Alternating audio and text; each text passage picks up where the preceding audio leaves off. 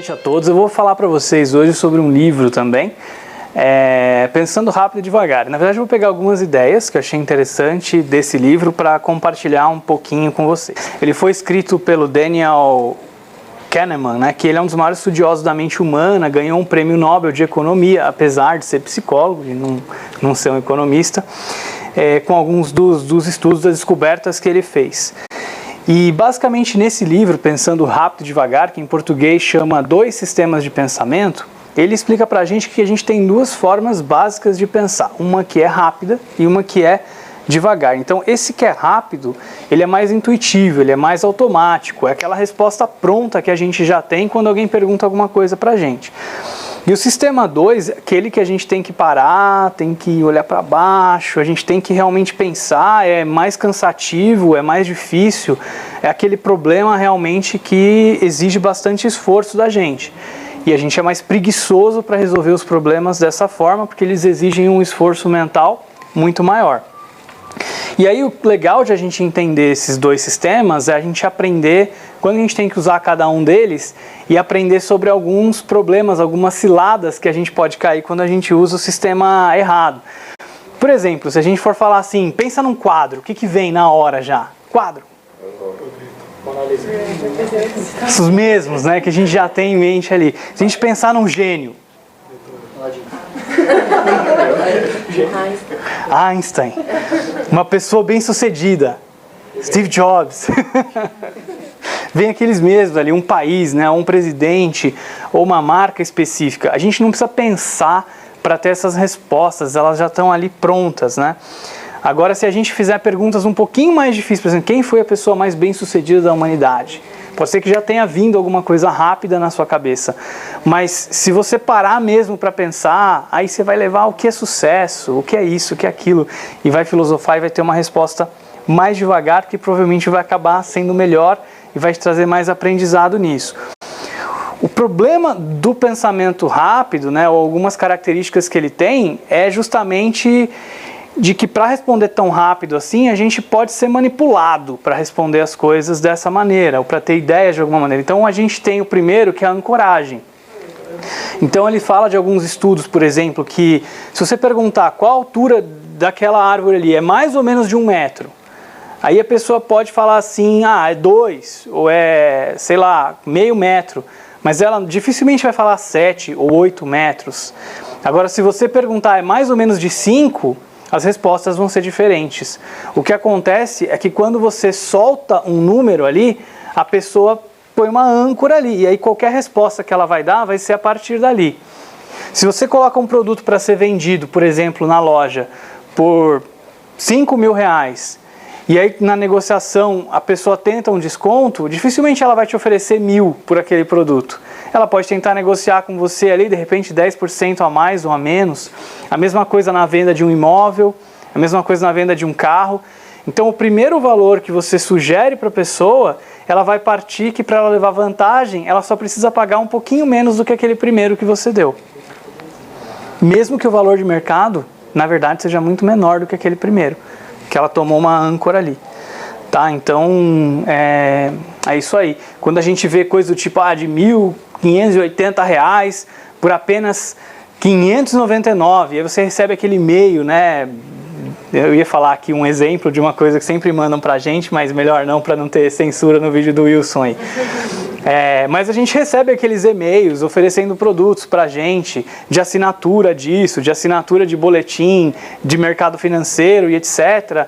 E o cara fala que aquele negócio custa lá 20 mil por mês, mas que só pra você é 500 por mês, e você acha que tá fazendo um baita negócio, mas ninguém paga aquele primeiro valor que eles estão falando pra você. Mas como você se ancorou ali, você sente que está levando vantagem.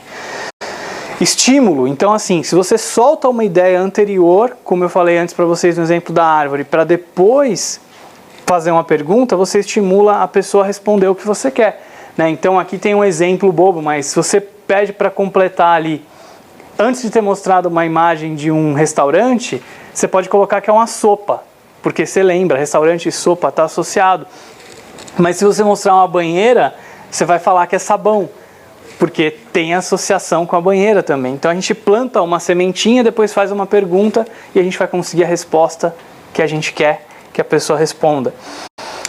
Tem a questão também da disponibilidade, da repetição. Então, quando a gente está falando muito sobre um determinado problema, o seu pensamento mais rápido vai ser afetado por aquilo. Então, por exemplo, se está falando muito sobre violência na cidade, por mais que o índice real de violência não tenha aumentado, o simples fato de as pessoas estarem falando mais, a mídia está mostrando mais, você vai andar com um pouco mais de medo na rua. Se caiu um avião na semana passada, você vai pegar um avião hoje, você vai se sentir um pouquinho mais inseguro de pegar aquele avião porque acabou de acontecer. Então, muitas vezes, os assuntos que foram falados naquela semana ou antes de você tomar uma decisão importante para você, vão afetar a sua decisão desse pensamento rápido, se você não tomar cuidado. E você pode ser influenciado para tomar uma decisão que alguém quer que você tome. Tem uma pesquisa que mostra, por exemplo, que na época das Olimpíadas aqui no Rio de Janeiro, o exército estava na rua. E que, na verdade, a criminalidade, os problemas que geralmente acontecem não diminuíram, mas que mais de 90% das pessoas que foram entrevistadas se sentiam mais seguras, porque sabiam que o exército estava nas ruas. Então, às vezes a gente tem por estar falando muito de segurança, a gente se sente mais seguro, por estar falando muito de violência, a gente se sente menos seguro, muito embora, na realidade, as coisas podem não estar influenciando em nada. A gente tem também a aversão às perdas. Então, dependendo da maneira que as oportunidades se colocam para a gente pode tomar decisões menos racionais. Então, se você ganhar, você ganha 1.000, se você perder, você perde 1.000. E aí, quer participar ou não? Pode ganhar 1.000, pode perder 1.000, 50%, 50%. Quem participa? Eu jogo uma moeda aqui e a gente resolve. Você pode ganhar R$1.000 amanhã, hein? Ninguém quer? E se você ganhar, você ganha 1.100, se você perder, você perde só 1.000. E aí? Mesmo assim, não, melhor continuar com zero, do que continuar com o que tem, do que ficar devendo, né? Do ponto de vista de resultados esperados, é uma probabilidade maior aqui, né? A sua expectativa de ganho é maior que a de perda, né? E você tem 50% de chance de ganhar e perder. Mas a gente tem muita aversão à perda, a gente tem medo de perder. A gente tem mais medo de perder do que a gente tem vontade de ganhar. Então a gente geralmente sofre por essa aversão. E aí, o que você consegue fazer é usar um enquadramento, e essa palavra em inglês, a gente não usa muito em português, mas em inglês é muito usada para representar essa ideia, é legal, porque você tem uma situação, um cenário, uma realidade, e aí você só mostra um pedacinho daquela realidade de uma certa maneira, e aí a pessoa vai tomar decisão com base só naquilo que você mostrou. Você pode dizer para uma pessoa que ela tem 10% de chance de morrer, ou que ela tem 90% de chance de sobreviver. No fundo, é exatamente a mesma coisa. Mas se você disser que ela tem 10% de chance de morrer, ela vai sair mal de uma consulta médica, por exemplo.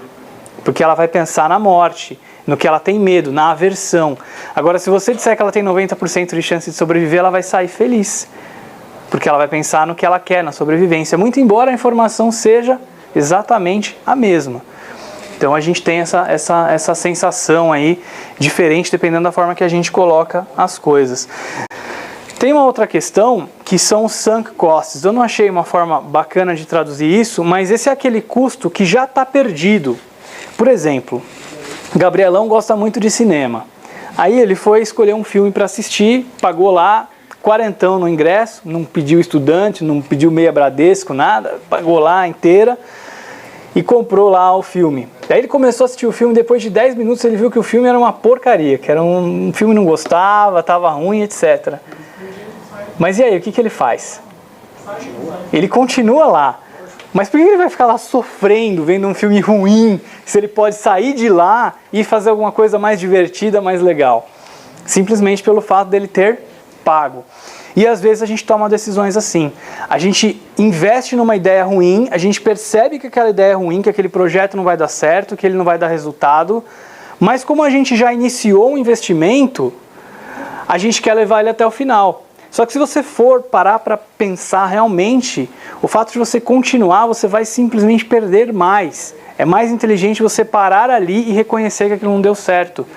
O fato de você continuar não vai fazer aquele dinheiro que você já gastou antes valer mais ou menos. Então isso é o famoso sunk cost.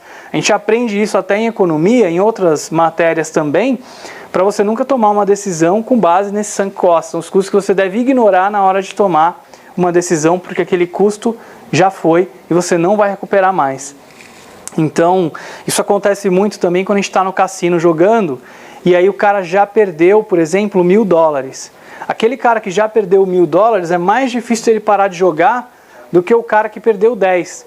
Porque ele tem a impressão que agora que ele perdeu muito, ele tem que recuperar aquilo que ele perdeu. Então ele tem que continuar jogando. Só que assim, se você joga uma moeda uma vez e deu cara, vocês acham que aumenta a probabilidade de jogar de novo e cair coroa? Não, a probabilidade é exatamente a mesma da primeira vez. E se você conseguir 10 caras, quando você jogar pela 11ª vez, a chance de dar cara ou coroa é a mesma que tinha na primeira vez, é 50%. A probabilidade não vai mudando à medida que você repete.